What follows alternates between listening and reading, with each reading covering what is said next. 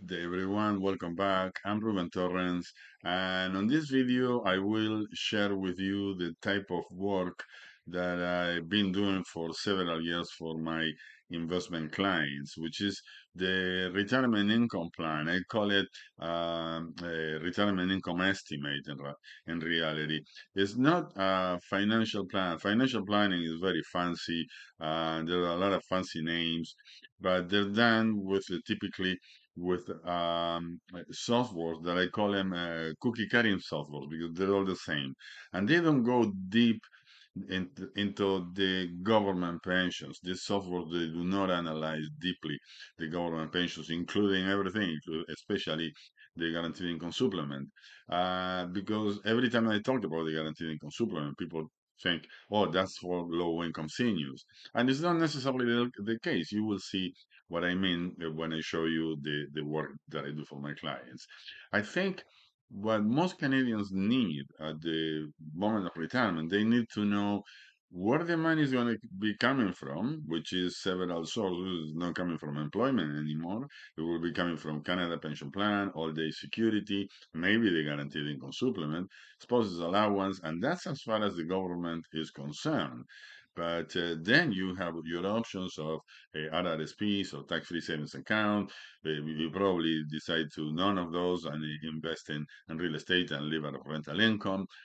Everyone is different, but what I'm saying is that your government pensions, in most cases, for most Canadians, form at least 50% of the retirement income. And I think 50% of any income is important. So this is why it has to be carefully analyzed. And this is what I'm going to share with you right now. If you like what you see and you want to have something similar, you can contact me at my contact information on the description below the video, and I offer 30 minutes of free consultation by a telephone call or by Zoom. Just drop me a quick email and I will reply to you with a phone number and a Zoom link and for your preferences of the time. Okay, but now what I'm going to do is I'm going to take you into the plan and show you what do I do for my clients. Okay, this is an actual case that I've done for one of my clients, to which I changed obviously the name and a few details to protect the client's identity. Um, has been done. I changed the date as well. I'm assuming July 20th, 2022. It's about Mike that was born on the December 30th, 1957 and wants to retire at age 65, and Sue that was born on June 20th, 1960 and will retire at the same time. They both want to retire on January 2023. This is when the retirement will start. So then I tell them the very first thing that I say, well, this is not a financial plan. It's just an estimate of the potential sources of income structured to boost the outcome, to get the maximum possible income. And I do this by creating two different scenarios. First scenario is, okay, let's get money from everywhere. Like this is mostly what people tend to do. So because it makes sense. Okay, I'm going to get my Canada pension plan, my old age security, get money from my RRSPs, from whatever sources of money I have, and let's see how much money I can have every month. But this has to be broken down into parts because Mike will be 65 years old in December, so the pension starts in January. But Sue will be 62 and a half. It's not going to be not even 63 yet. So she doesn't get all day security. So here's what happens. We will look at the first part of the retirement for when Mike is 65 and Sue 65, 62 and a half, and then when Mike is 67 and a half and Sue is age 65 when she start getting all age security. And then we will get to option two, the second estimate, in which we will shuffle everything around. We will change everything around.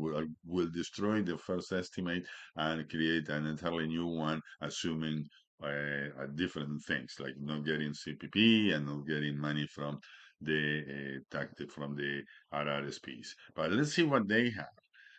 Mike is age 65. When he turns 65 in December, he will have available $21,821 on his DPSP. This is a deferred profit sharing plan. It's an employer pension. And on his RRSPs, he will have 28,000, almost $29,000.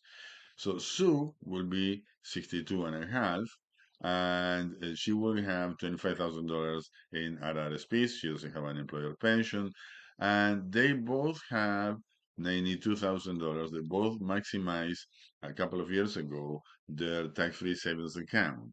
What happens is they downsize. They sold their house and they move into a condo. They free up a little bit of money, and this is how they created a tax-free savings account to the maximum. And there was a little bit of money left that is in an open account. Open means that this account is not registered as an RSP, nor as a tax-free savings account. It's just open money that will generate either dividends, capital gains, or interest at the end of the year, which all of them are taxable. But this amount here is not contemplated for the income to create income because it will be throughout the years, like now in January of 2023, when we have a new limit for the tax-free savings account, then money will be transferred into a tax-free savings account until this account is exhausted. And from Canada Pension Plan, uh, Mike will receive $1,085 per month if he takes it at age 65. But if he takes this amount at age 70, that will increase to 1,500. And for Sue, it's the same thing. If Sue takes this at age 62 and a half, you take her Canada pension plan, she will get $844. But if she decides to wait until age 67 and a half, when Mike is 70, then she will receive just over $1,000 per month. And also, if they decide not to touch their RRSP, not to get money from their RRSPs or pension, employer pension, well, obviously there will be they will increase in value because it will remain invested an extra 5 years. So let's see option one. What happens? We will get income from every single account. Mike has more than 40 years in Canada, so his all-day security monthly pension will be maximum. This is calculated in today's dollars. July 2022, maximum all-day security, $666 per month. And we said that we're getting income from every source. Canada Pension Plan, the monthly Canada Pension Plan at age 65 for Mike, $1,085. At age 62 and a half for Sue, $844. And being this the amount of income, they will receive a little bit, Mike will receive a little bit of guaranteed income supplement, almost 230 bucks per month. And Sue will receive the spouse's allowance because she's not 65 yet. So, which is another 217. So, and here is the total government pensions. And this is essential, guys. So calculating the total government pension is essential to see what happened with the rest. And you will see that when we get to the option number two, we'll see the difference. So here we go. Now we have the RRSPs. This amount is Mike's RRSP plus the estimated employer pension. It's the same money, calculated in the same way, and Sue's RRSPs. So what do they get? So Mike will receive $211 per month, and Sue will receive $104 per month. Why this amount? Because they asked me to calculate retirement income that will last, the money will last for 25 years from the retirement date. This is what they asked me to do.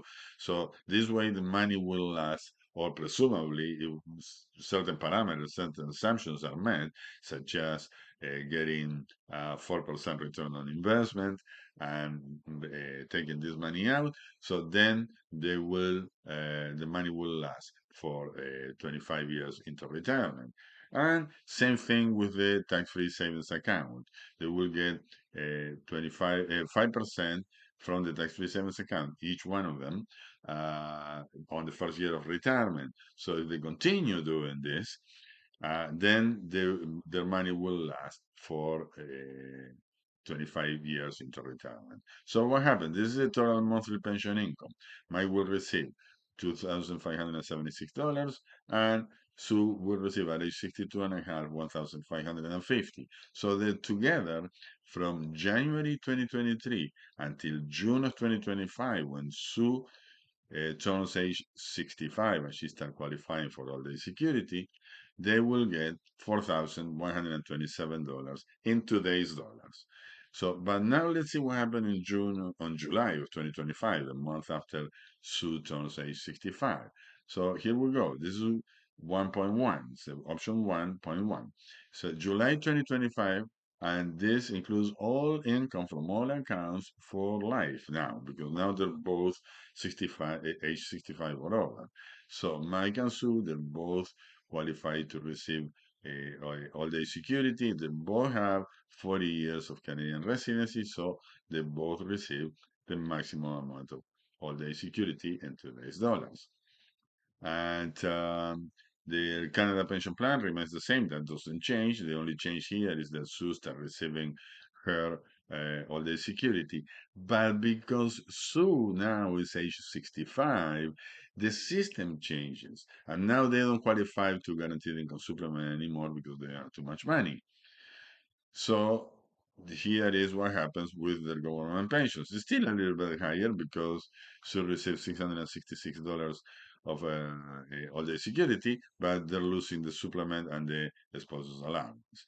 And regarding the RRSPs, that will remain the same. That won't change because we said that the money has to last for 25 years, and in today's dollars will remain the exact same amount.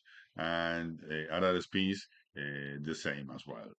So the total government pensions will be 2347 for Mike and almost $2,000 for Sue. Now they receive a couple of $100 more every month, but they're still under $4,500, which is what they would like to see. They would like to receive. So let's see what happened in option number two. Now the second option. Here, what I'm doing is, again, from January 2023 till June 2025, when Sue will start receiving all-day security because she turns age 65, this will be this example. But in this model, the RRSP, the DPSP withdrawals, as well as the CPP, they're postponed to January 2028. They're not going to touch all this money for a period of 5 years because that way it will increase. And here is what we do.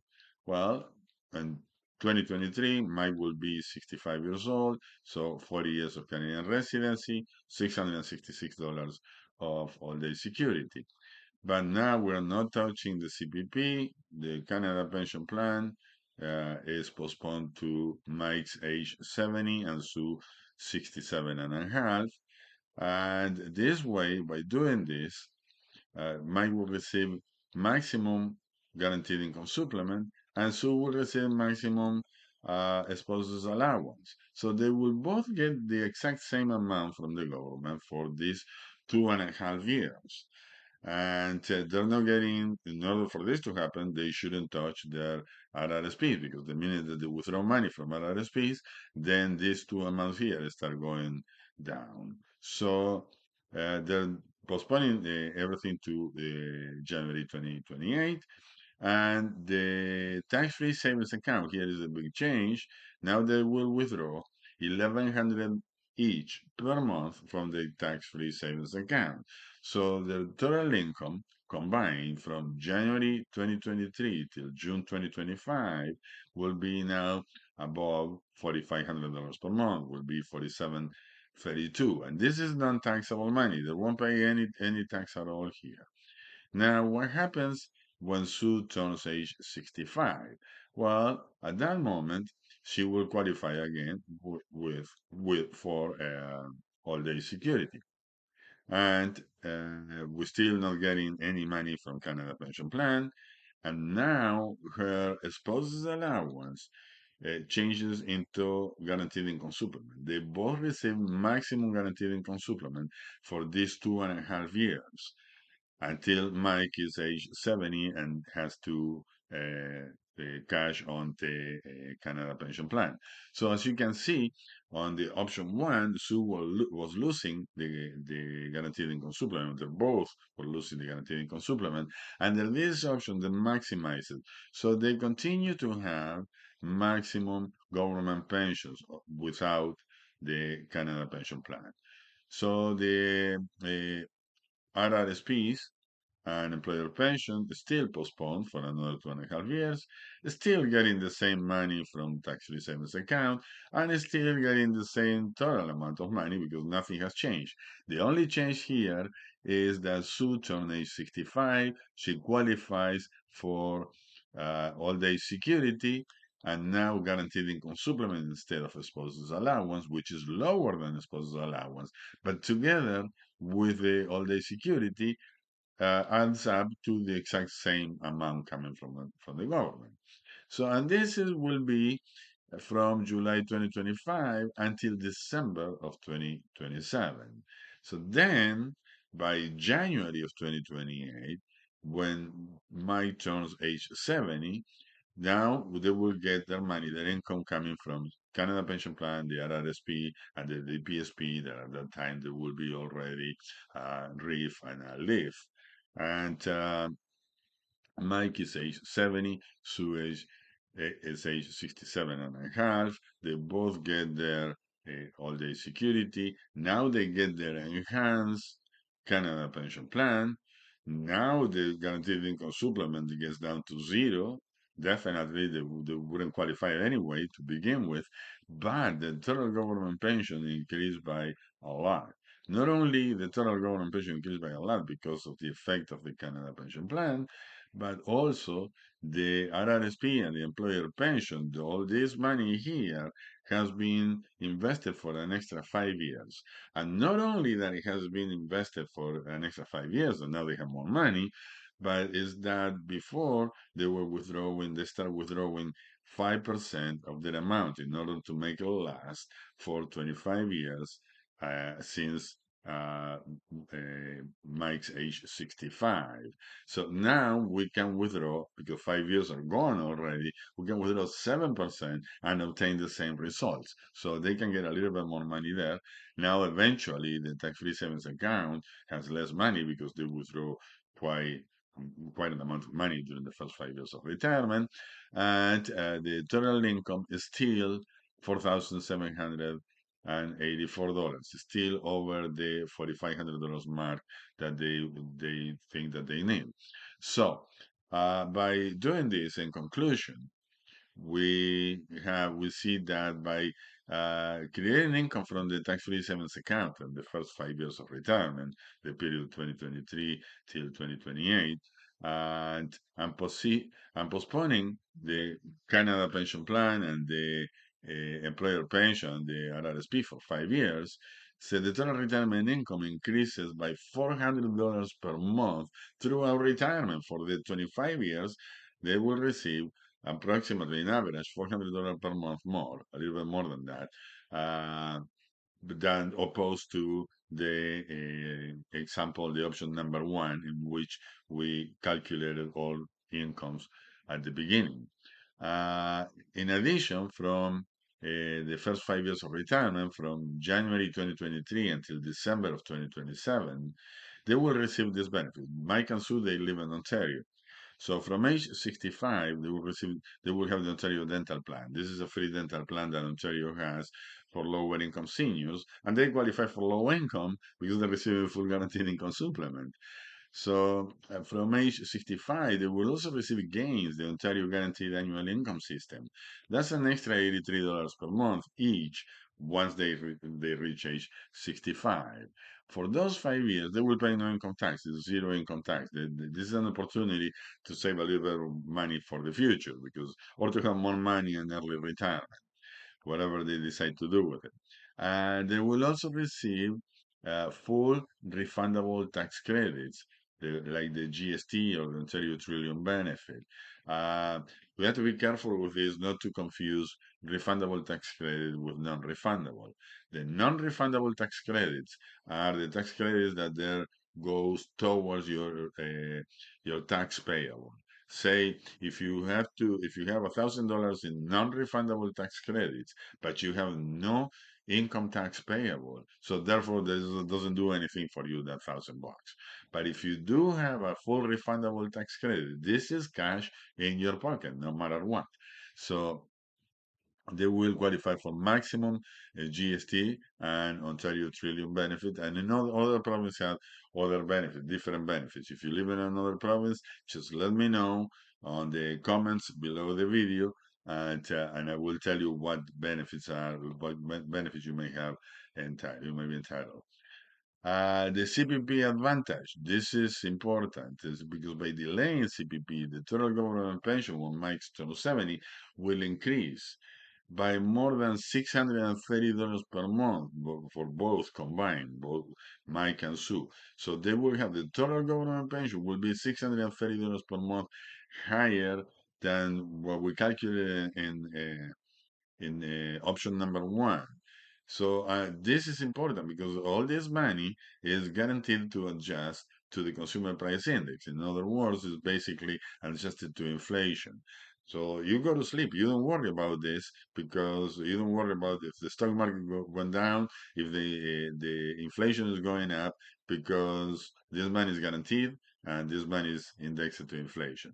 And most important, nobody wants to talk about this because nobody wants to talk about the death of a partner. But this is a fact of life, is that the survivor benefit from Canada Pension Plan, the limit will increase to accommodate a higher benefit amount.